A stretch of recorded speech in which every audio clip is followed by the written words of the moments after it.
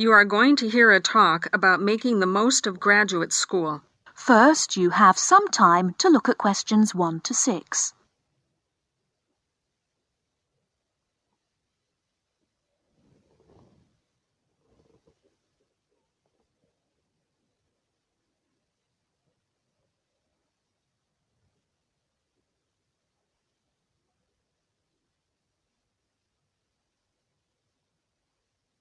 Good afternoon. Welcome to you, new entrants to the graduate school. My job now is to give you the graduate school survival guide and make some concise suggestions for getting the most out of your relationship with our research supervisor, getting the most out of what you read, and making continual progress with your research. First, your relationship with your supervisor. This is fundamental. Meet regularly. You should expect to meet once a week or at least every other week because this will give you the motivation to make progress and also keeps your advisor aware of your work. Prepare for your meetings. Come to each meeting. Also, bring the notes from your previous meeting together with a list of any upcoming deadlines. Make a plan for what you hope to get out of each meeting. After the meeting, email your supervisor a brief summary. Include a list of major topics discussed, a list of what you agreed on, a note of any advice you may not want to follow, and a new summary of what you are planning to do. This helps avoid misunderstandings and provides a handy record of the progress of your research. Add a to-do list for yourself and your supervisor, including a reading list. Finally, add the time and date for the next meeting. My second main piece of advice is to keep your supervisor informed. Show him or her the results of your work as soon as possible. This helps your supervisor understand your research and identify any potential points of conflict early in the process. Include summaries of your work, including any results of experiments, and also anything you write about your research. Thirdly, communicate clearly. If you disagree with your advisor, state your objections and concerns clearly and calmly. If you feel that something about your relationship is not working, discuss it with him or her. Whenever possible, suggest steps that they could take to address your concerns. Under this heading, it is extremely important to take the initiative. You do not need to clear everything you do in your research with your advisor. He or she is busy too. You must be responsible for your own ideas and the progress of your work. Before you hear the rest of the conversation, you have some time to look at questions 7 to 10.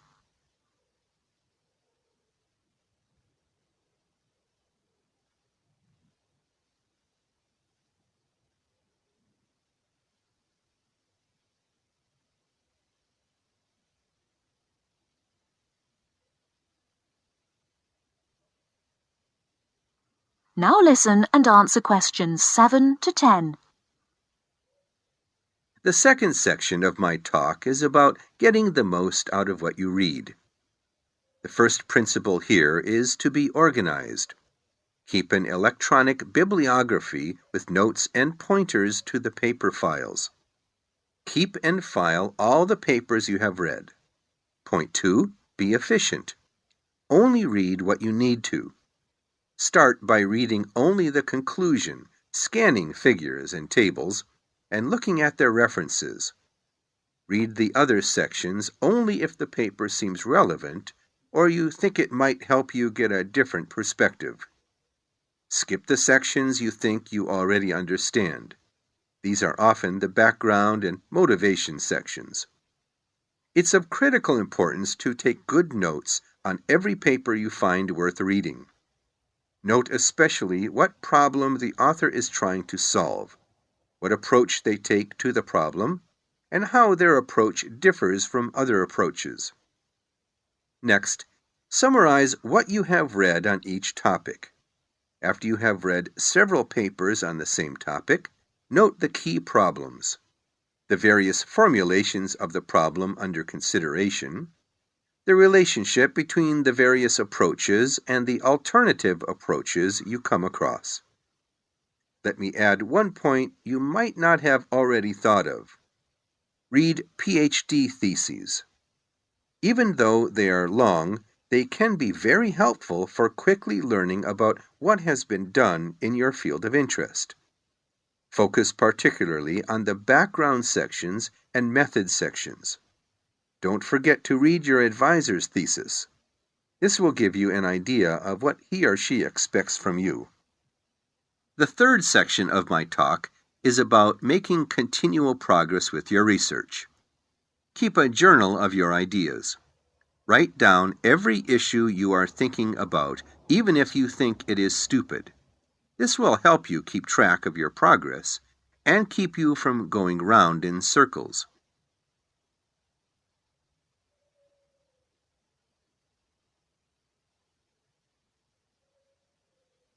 That is the end of part 1. You now have half a minute to check your answers.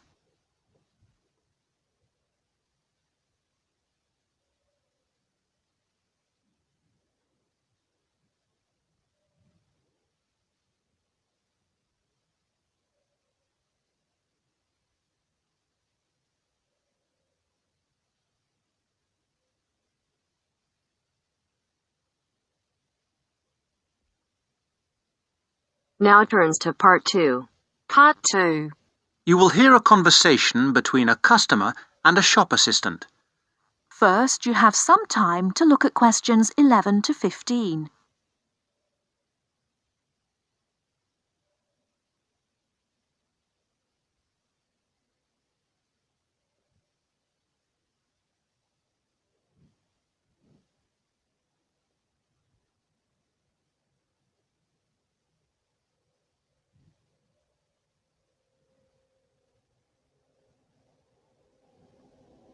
Now, listen carefully and answer questions 11 to 15.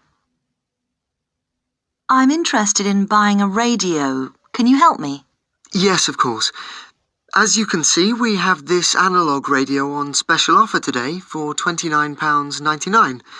They are normally £35. We've also got a much more modern range of digital radios. These are over here. Oh, yes. What are they? They're the new technology. This one, for example, sells at £95. The analogue radios are looking a bit old-fashioned now. Are they? What's so good about these new ones? Well, the main advantage with the analogue ones is, of course, cheapness. But the main advantage with the digital ones is the number and variety of stations you can get. Hundreds of them. All kinds of stations, playing music, rock, pop, classical, everything in fact. As well as news, current affairs, comedy, all sorts. What about the sound quality? The quality is very good. Under certain circumstances, you can get amazing sound quality with analogue, but this is usually with very expensive radios which would normally be part of a hi-fi sound system. We have lots of those on the 3rd floor if you're interested. The second great thing about digital is clarity. You get no interference. Well, less interference than with analogue. You get a very clear and clean sound. Well, I want a radio for the flat I share with 3 other friends of mine. Well, you want something that will last. The analogues come with a 1-year guarantee, but the digitals have a 2-year guarantee, which is extendable to 3 years if you pay an extra £26. The main disadvantage with analogue is that it will be turned off in a few years.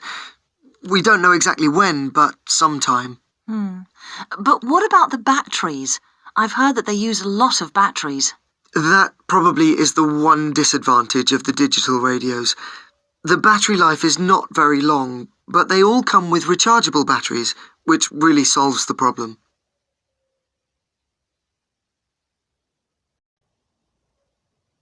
Before you hear the rest of the talk, you have some time to look at questions 16 to 20.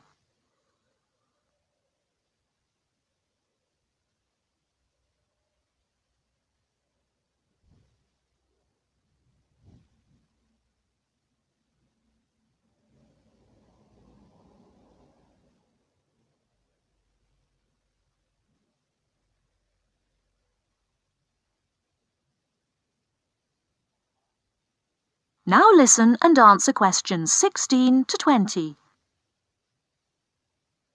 So, how would you like to pay? Cash. I wondered if you had a Robson's store card?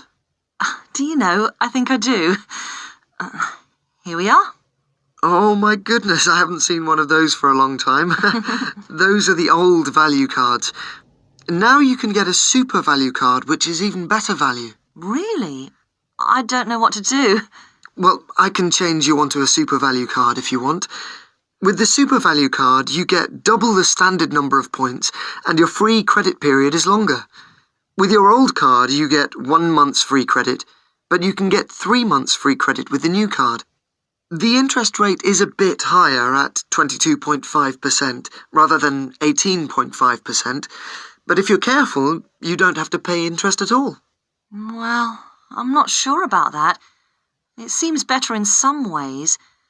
Can I continue to use my old card? You certainly can, until they withdraw them, which I'm sure they will before too long.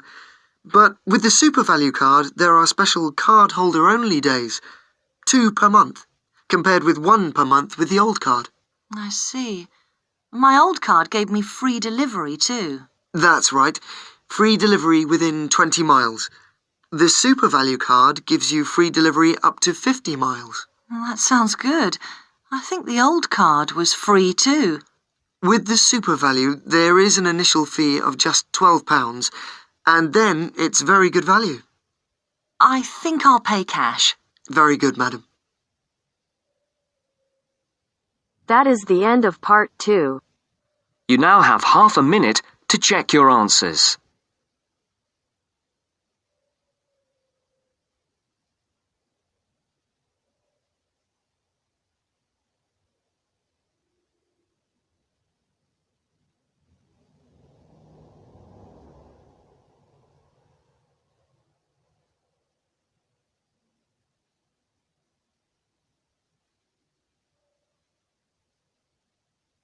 Now turns to part 3. Part 3. A student wants to register for a conference. Listen to the conversation between the student and the woman and answer the questions. First, you have some time to look at questions 21 to 24.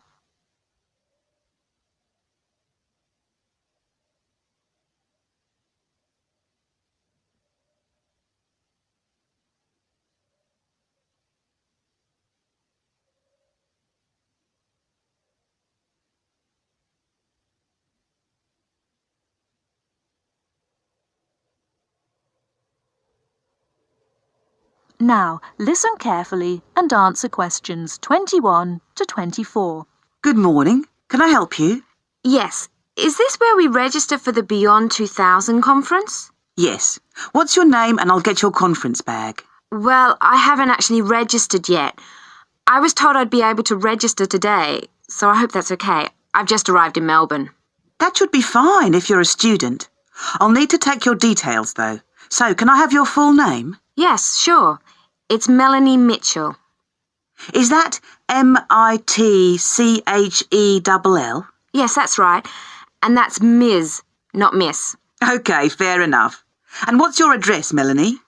I live in student accommodation at Sydney University, so my address there is Room 66, Women's College, Newtown.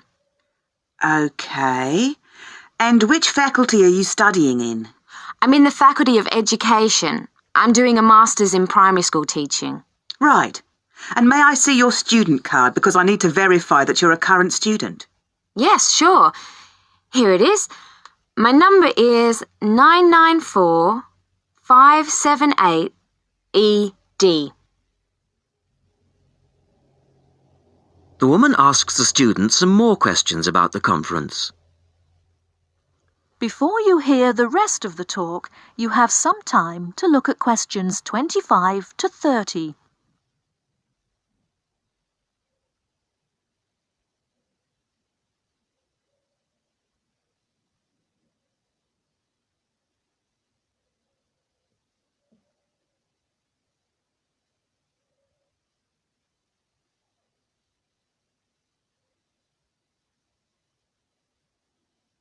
Now listen and answer questions 25 to 30.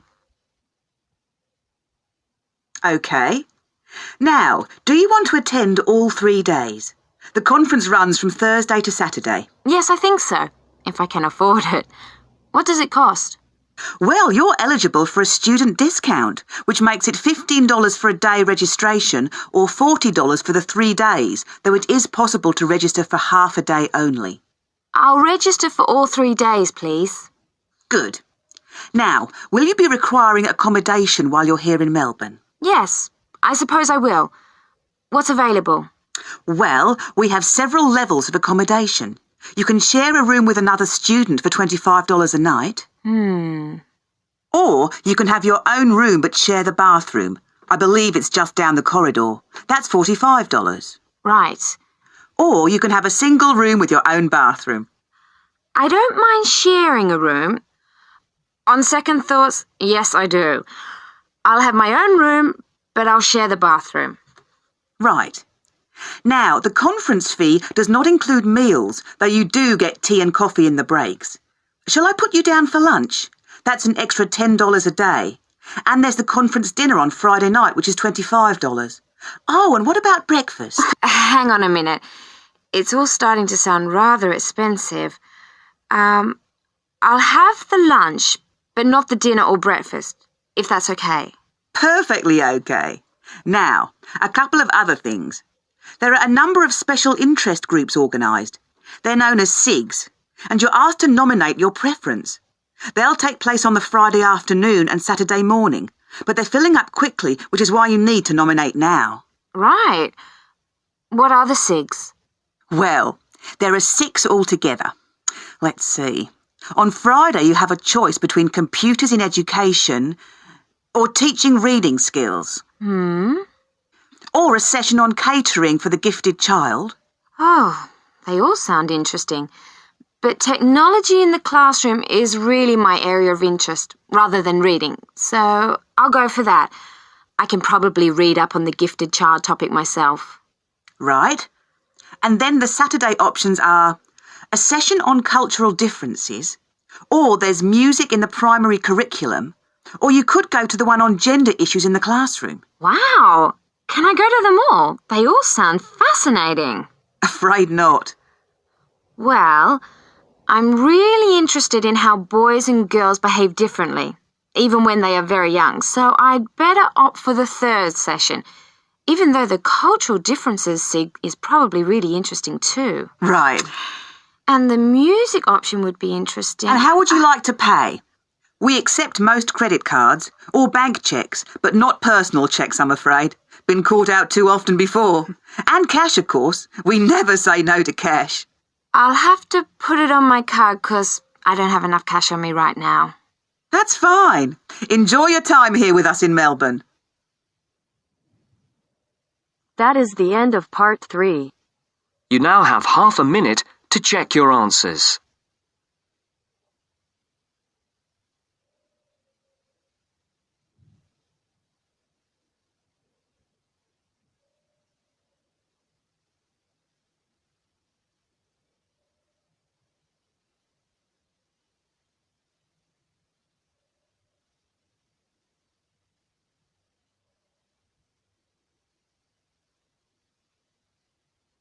Now turns to part 4. Part 4. You'll hear a discussion about how to manage time. First, you have some time to look at questions 31 to 40.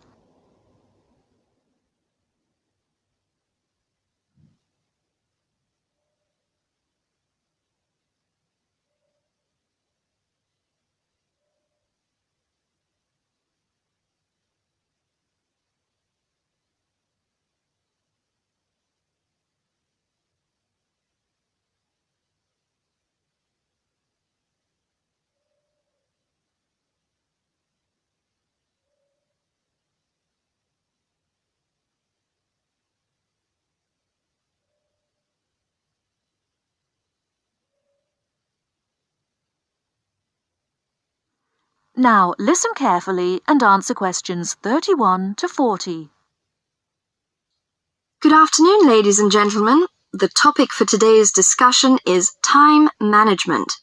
It's very important that you develop effective strategies for managing your time to balance the conflicting demands of time for study, leisure, earning money, and job hunting. Here is an exercise which will help you to identify areas in which you might be able to improve your time management. Try to answer the 40 questions as honestly as you can, and then score yourself from 1 to 4 in each area. You have 5 minutes to finish them. Okay, please stop and look at the screen. According to your answers, you can find in which area or areas you get the minimum scores, and I can give you some strategies to improve them. I find I get the lowest score in the area of using lists. I don't have the habit of keeping a list. What use does it have? Keeping a to-do list is a useful reminder system to tell you of when you need to do what. Don't try to remember everything in your head. Carry a pen and paper or organizer wherever you go to write down the things you need to do, including appointments and deadlines. Do you think a daily list of tasks is necessary? Yes, it is an excellent way to focus your mind on important objectives. Make sure you update your list daily, crossing off completed tasks and adding new tasks. Urgent or important tasks can be highlighted with an asterisk. I find it difficult to set goals. How do I set myself specific and clearly defined goals? You must make sure that these goals are realistic and achievable. To do this, you first need to examine your present situation and assess what goals are important to you and what action you need to take to achieve your target. I am in the final year and trying to find a job. I can't combine the pressures of intensive study with finding time to apply for jobs. Sometimes you need an alternative route to your goal in case you have to change your plans. For example, taking a relevant postgraduate course if you can't get a job. Whenever the examinations sneak up, I start getting nervous. I don't know how to organize my time to deal with so many subjects. You should have a regular venue for revision, such as the library, where you're free from distractions.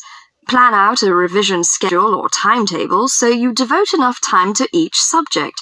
You can also use past examination papers when revising to familiarize yourself with the sort of questions that might be asked.